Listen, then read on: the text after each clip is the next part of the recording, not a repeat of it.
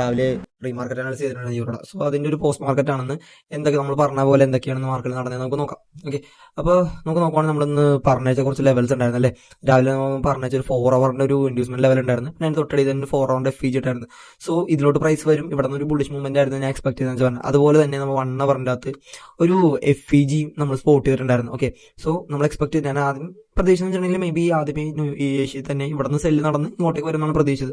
But market നടന്നു വെച്ചാൽ ആദ്യം തന്നെ ഇവിടെ നിന്നാണ് ആക്ച്വലി ഒരു ഇൻഡ്യൂസ്മെന്റിലാണ് പ്രൈസ് ആദ്യം ടാപ്പ് ആയത്. ഓക്കെ, അവിടെ ടാപ്പ് ആയിട്ട് നമുക്ക് എൻട്രി കിട്ടിയിട്ടുണ്ടായിരുന്നു. നമുക്ക് 15 മിനിറ്റ് നമ്മൾ എൻട്രി എടുത്തിട്ടുണ്ടായിരുന്നു. നോക്കുന്നത് നല്ലൊരു എൻട്രി ആയിരുന്നു, ഡിസ്പ്ലേസ്മെന്റ് മൂവ് ഒക്കെ ഉണ്ടായിരുന്നു, നല്ലൊരു എൻട്രി ആയിരുന്നു. അവിടെ നമ്മൾ എടുത്തു.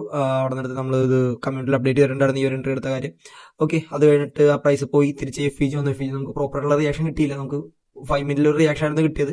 ചെറിയ റിസ്കിൽ ഇവിടെ നിന്നൊരു സെൽ എടുത്തിരുന്നു, ബട്ട് അത് SL അടിച്ചു. അത് കഴിഞ്ഞിട്ട് നമ്മുടെ തൊട്ട് മേലെ തന്നെ ഒരു 1 ഹവറിന്റെ OB ഉണ്ടായിരുന്നു. ആ OB ഒരു പെർഫെക്റ്റ് റിയാക്ഷൻ നമുക്ക് കിട്ടിയിരുന്നു. നമ്മൾ ശ്രദ്ധിച്ച് നോക്കുവാണെങ്കിൽ നമുക്ക് കാണാം പ്രൈസ് 15 മിനിറ്റിൽ തന്നെ നല്ലൊരു റിയാക്ഷൻ കിട്ടിയിട്ടുണ്ട്. സ്വീപ്പ് ചെയ്തിട്ട് നല്ലൊരു ഡിസ്പ്ലേസ്മെന്റ് ബ്രേക്ക് ചെയ്തു. അത് കഴിഞ്ഞ് ഗെയിൻ ഈ ഒരു FVGയിൽ ടാപ്പ് ആയിട്ടാണ് പ്രൈസ് തിരിച്ച് ഇറങ്ങി പോകുന്നോണ്ടിരിക്കണം. ഓക്കെ, സോ നമ്മൾ എക്സ്പെക്ട് ചെയ്ത ആ ഒരു റീജിയനിലേക്ക് തന്നെ തിരിച്ച് ഇവിടെ പ്രൈസ് എത്തിയിട്ടുണ്ട്. നമ്മൾ എവിടെയാണോ വരുമെന്ന് പ്രതീക്ഷിച്ചത് അവിടെ പ്രൈസ് എത്തിയിട്ടുണ്ട്.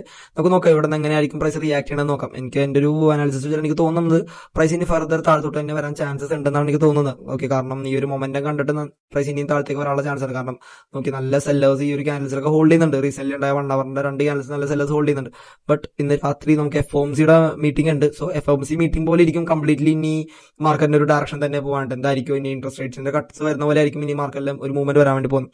സോ നമുക്ക് നോക്കാം. എന്തായാലും നമ്മൾ എക്സ്പെക്ട് ചെയ്ത പോലെ തന്നെ ഇന്ന് മാർക്കറ്റ് നടന്നിട്ട് നാളെ എന്തായിരിക്കും നമുക്കറിയത്തില്ല. സോ നാളെ ഒരു പ്രീ മാർക്കറ്റ് അനാലിസിസ് ആയിട്ട് വരുന്നവരെ ബൈ.